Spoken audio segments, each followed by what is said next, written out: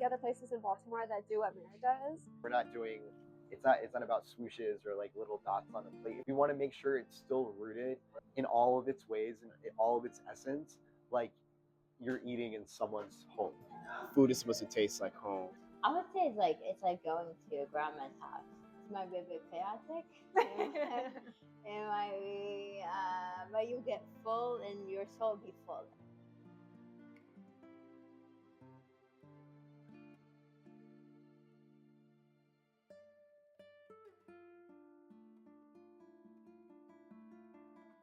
How did you even get here? It really started, our first dinner was with family and friends. I would get to know the family, and then I get to know all the neighbors, like people from Yemen, from Congo, from Iraq, from Syria. So I slowly built community, and through that community, I knew someone that knew Emily.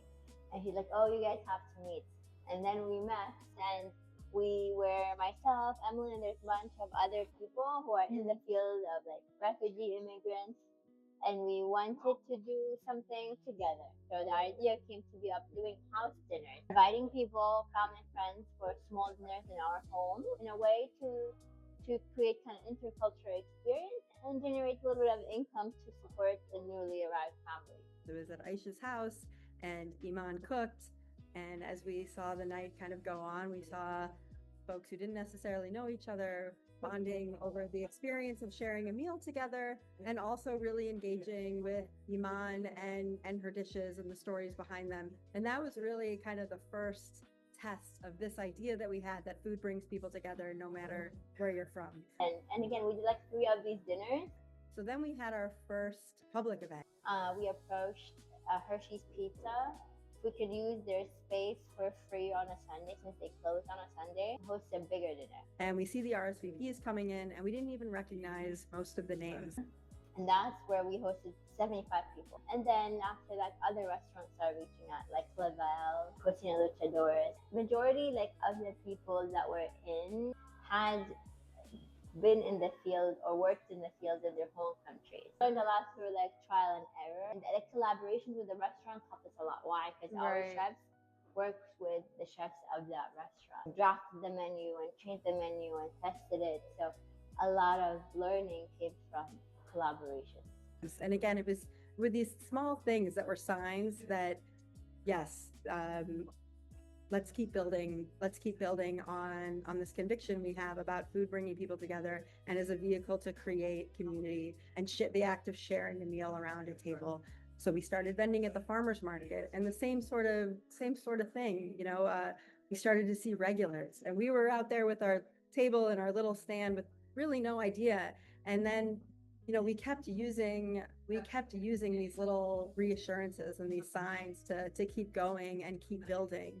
And, sometimes being naive was helpful, because we could break away from maybe traditional notions of what building a restaurant and building a food business looks like, and just, kind of keep going. And there were a lot of folks who, especially in the early days, believed in us more than we believed in ourselves. On a commencé d'abord avec les ventes sur les places de farmer market. On a fait des food trucks. Un peu petit à petit, après on était à Alma, on a fait Léopold, on a tourné quand même, jusqu'à ce que, grâce à Dieu, on gagne le restaurant. So it was this little by little, and after 5 years of sharing kitchens and doing pop-ups, we had this opportunity to move into a restaurant and a bar. And, it was a big undertaking. It was right during COVID. There were a lot of reasons not to do it.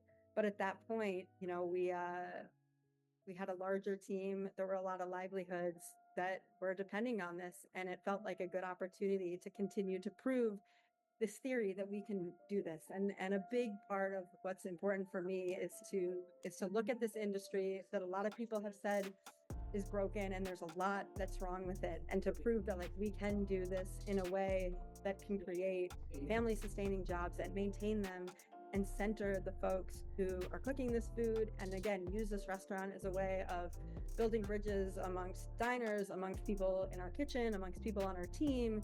And it's been really encouraging to see Baltimore continue to validate that for us. I would like to also think though that what we're doing allows an accessibility aspect as well is so important in the culinary industry, because I think the more places that are able to provide a great meal in a really accessible way is going to really, like, as you said, pull at people's heartstrings and get them to come back over and over again.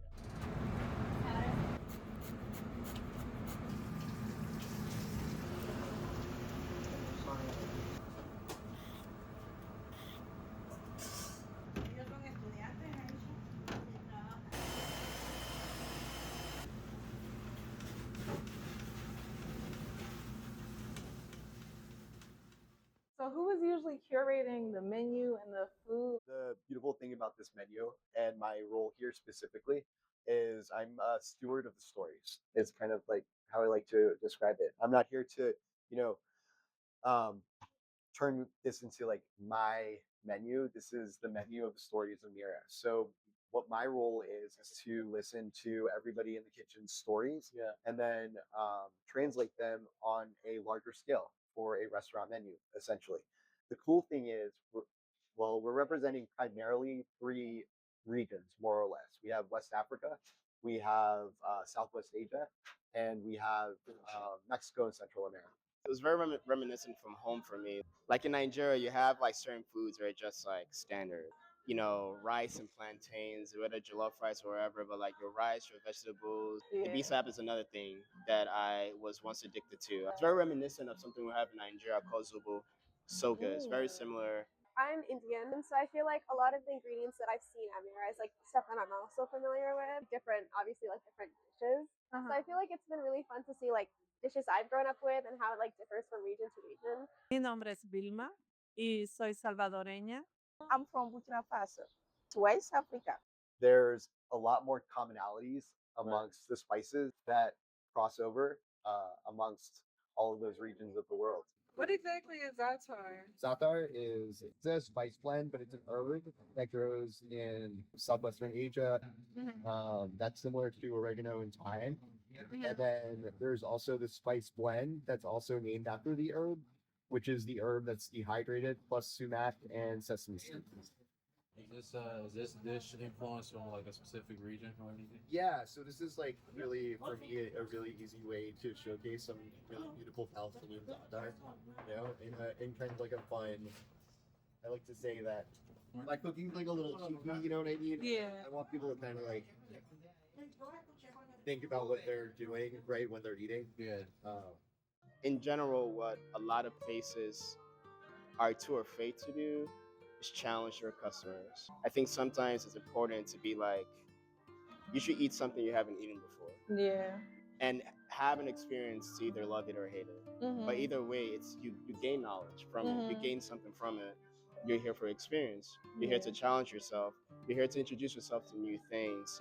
I hate cheese, but like, get me a pizza. You hate cheese? Yeah, I do. I've So never crazy. known that about you. Yeah, That's I do not like cheese. A crazy. lot of times when I order stuff, I order without cheese. But like, So you don't eat cheesesteaks? no. I mean, give me something I like, give me something I don't like. Convince me that I'm wrong. Tell you a story from the farmers market when we first served our food. I mean, the people like was very unfamiliar with the food, and I was trying to say, "Oh, sambusa is like a cheesesteak."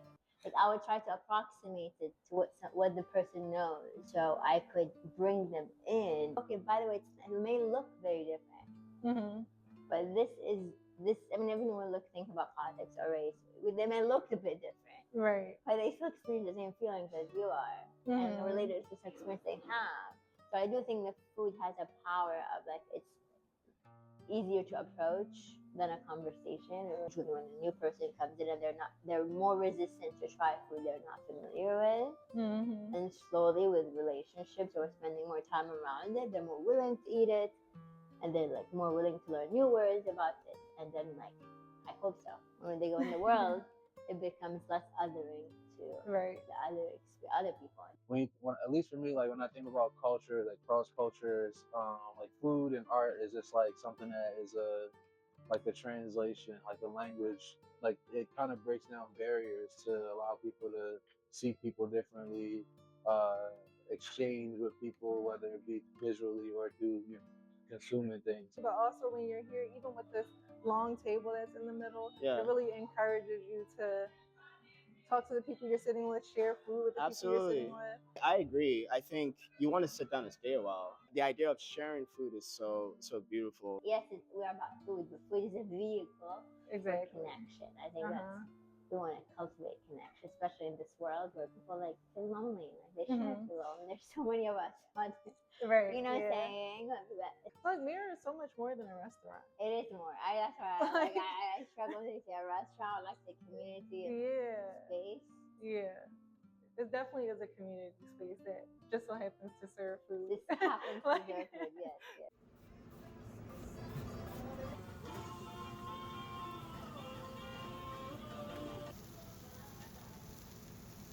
What do you like about working here?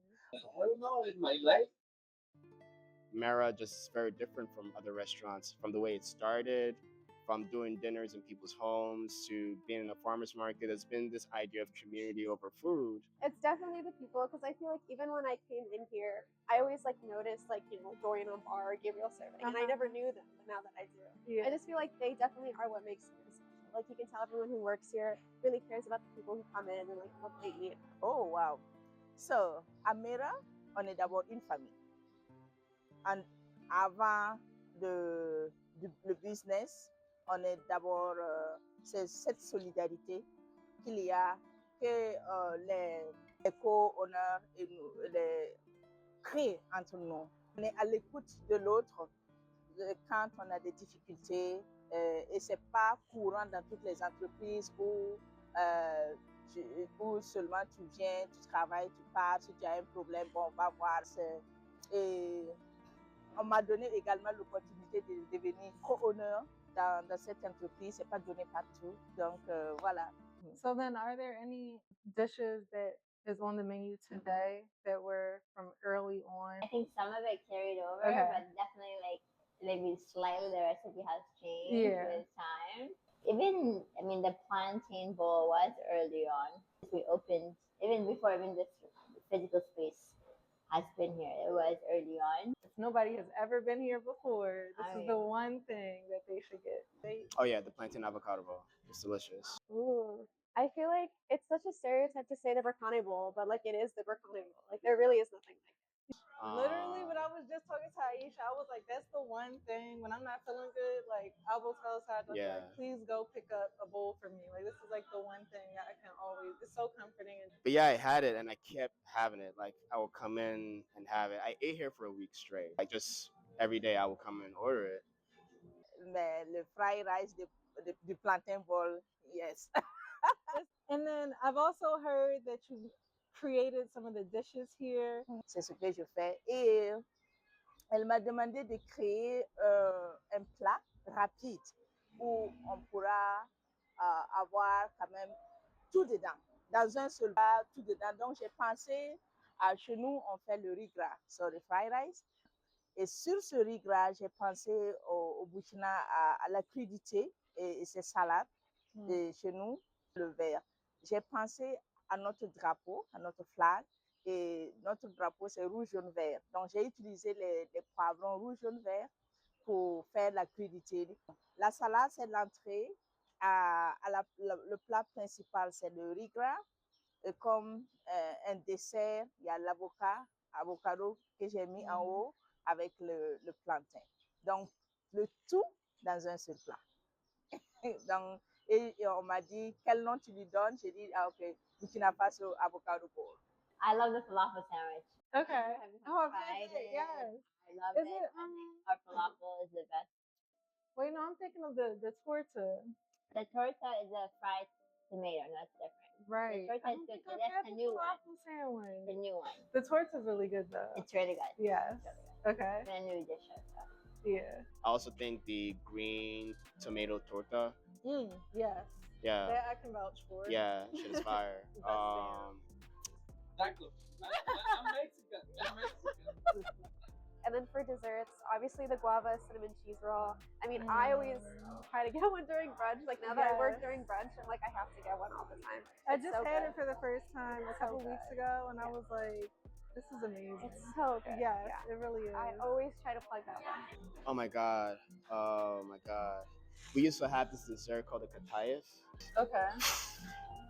Was it that good? To me, it was that good because I used to eat it every single time. Chef Iman also made that too. It's like a really crunchy pancake with like za'atar and nuts inside. You bite into it. Oh my god. Oh my god.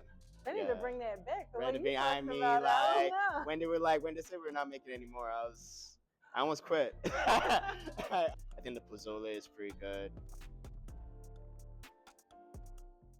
It's difficult to answer because everything is very.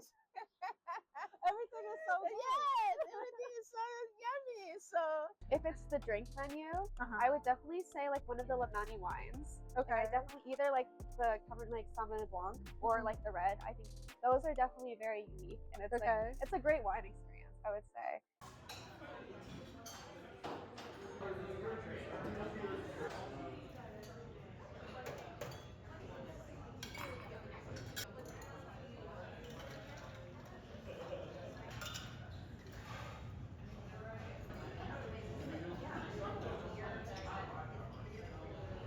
So you have an opportunity to taste the Burkina Faso things. You have opportunity to taste Syrian food. You have opportunity to taste like Mexican food. Is very mixed. And we want on veut créer quelque chose de vraiment spécial, something very special for for this world. And transport it somewhere to a memory, to a familiar place. And I think that's what you said. It kind of takes you. So we always say like food that can transport you even places maybe you've never been to or cannot have access to anymore. Yeah, you guys do a really good job of it. When you walk into a space, I used to feel very much so like I'm taking on a journey. I'm really excited about this year. Like we've talked about doing some really cool programming that has to do with the staff specifically, and myself working alongside them and kind of bringing like special menus to fruition that has to do with their backgrounds, and we'll be able to start some like week-long programming that is really like intensely devoted to that person and their roots and where they come from. But I think of Mera, it's stories. Like that's what Mera is everybody's story coming to fruition and coming together. And I'm really excited about that specifically. The New Story Worthy Food series is really an extension of what we thought of in the beginning, that food can bring people together no matter where you're from, and that we can share the stories behind it. And it's really exciting to see 9 years later that we found a way to kind of bring it back to those first dinners in our houses with our family and friends, and think about how do we continue to do this? How do we continue to highlight the stories behind the people cooking and engaging with everything that we're doing?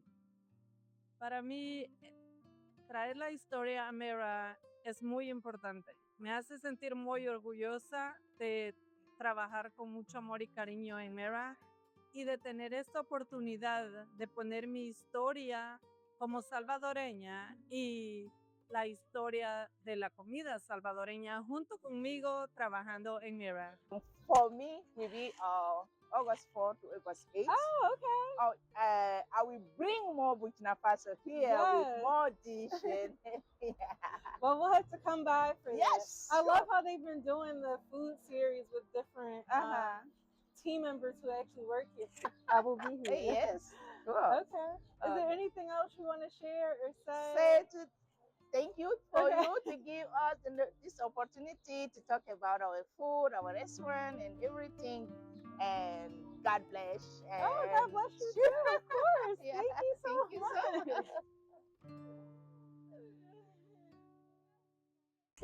much. Either What other things do you do to connect with the community outside the restaurant? We have done community iftars during Ramadan with the Pratt Library, for example. We have done a lot of community meals for like summer programs. We have, the artist in residence, that's been a way where we connect with other people. Okay, I'm excited. All right, cool. Okay, so All right, I'll let meet me you in grab the a few kitchen. things. Okay.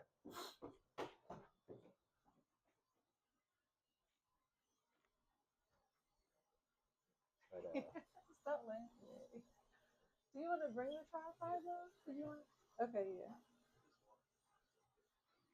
Hi. Do you mind? I'm just recording a little bit behind the scenes. Is that okay? Okay. No, I want to see every day. The purpose is really to see the everyday of how the kitchen operates. So no, like continue doing whatever you normally do. So we're in the Baltimore area? Okay. Okay. Testing, 1 2 1 2. You test microphone. Yeah, okay. So who is usually curating the menu and the food? Like, do you have a background in? Yeah. Okay. Yeah. Can you tell us a little bit about how you came up with those and put them on the menu? Okay. Quand j'ai rencontré Dominique et ils m'ont donné une idée générale de ce qu'on voulait. Oh, this is perfect. This is perfect. You did great.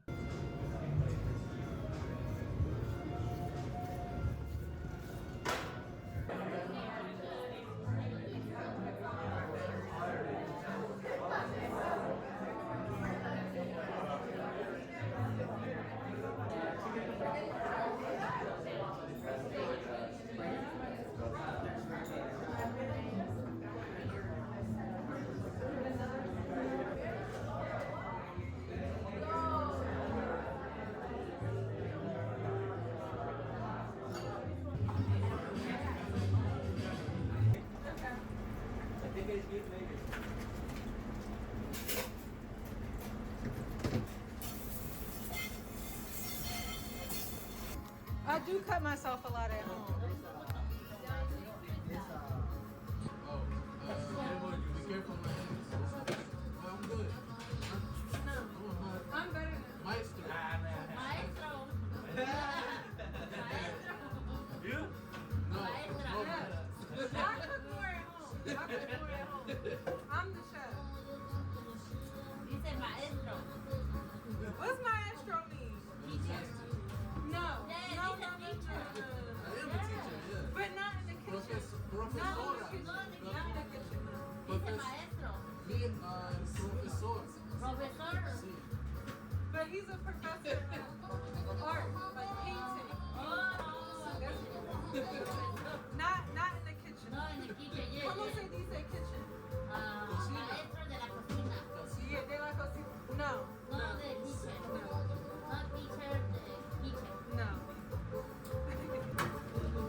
¿Cuántos años tienes tú? How old do you think I am? 18.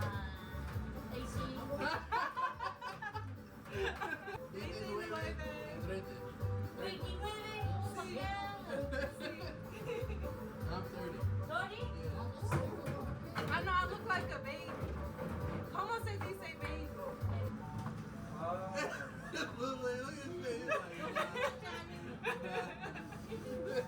A little bit more of just like the day-to-day too, so some of the behind the scenes, especially what happens in the kitchen. Cool. And then my husband, he's an artist, a painter. Awesome. So he wants to explore some of the ingredients that he can use for pigments in his work. Nice. So we're trying to have a bit of a conversation between the film that I'm making and then the paintings that he's putting together, just really highlighting the food and then the culture here at Mera. So that's like big picture. Totally. Also try some. Take some, but also try some for yourself. Yeah. Yeah. What is this one called? Sumac. So sumac comes from the sumac berry, not the poisonous one. Yeah.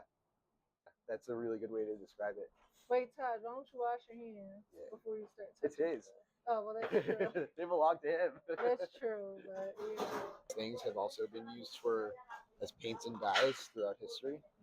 It's just food, and not to minimize it, but to really remember it's food. Right. You know, so it really we have to remind ourselves, especially in this setting specifically, that we're going food first. And for me, the artistic aspect and the biggest challenge, which I embrace fully because it's actually the most fun for me as a cook, is it slows me down, right? The intentionality of every single ingredient, right? We're doing more with less, right? So every single step, every single stage is so intentional. So that final product, right, is really simple in execution, but everything that's been building up to it allows it to be so, right? So like you just really listen to the ingredients and respect them. So ultimately, at the end, when you finally put it on the plate, you don't have to do that much.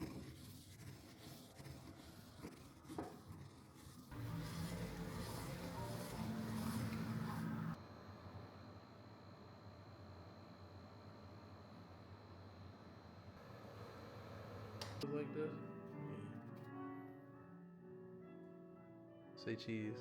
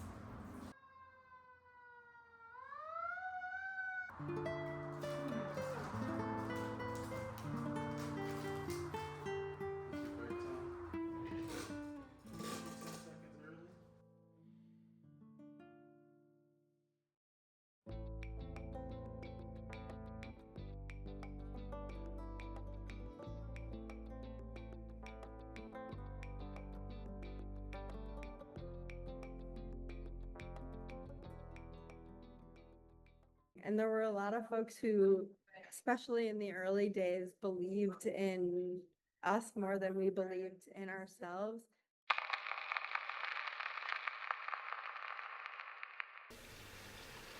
What's that? Camera. What's this? It's a camera. What's this? The movie camera. What's this camera? See camera. I see you.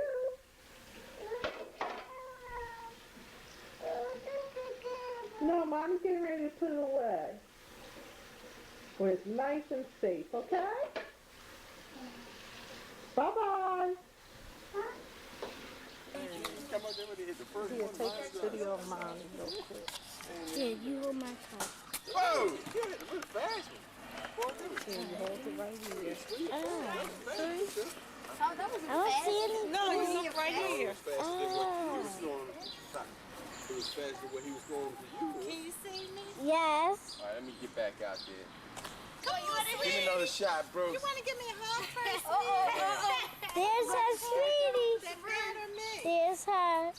I do believe Oh, you doing my dad now? What do you love doing, Gia, downstairs? Cooking. Well, besides cooking, okay, I'll give you a hint. Come on, follow. Eat. Well, yeah, you do love to eat. Eat some of that cake. You eat some of what? That cake. Remember we baked it? Very wash me.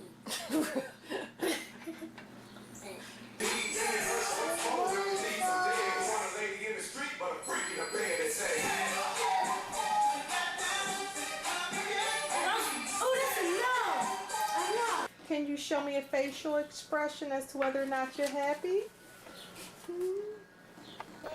Look through. Let me take a video. Do you see me? Now you see me? Now you don't. Hi. Okay, that's Daddy's phone. Daddy, look at Dad, look, Dad, look.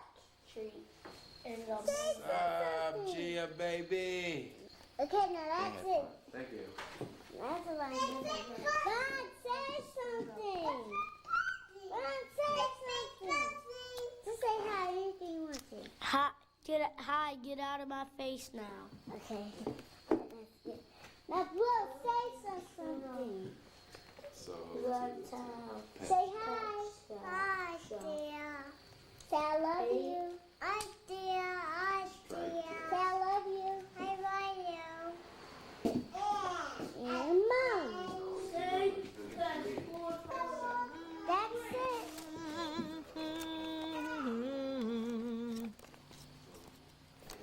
Oh, it wasn't upside down. Oh, there's the videographer.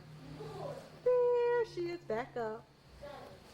There, back up, back.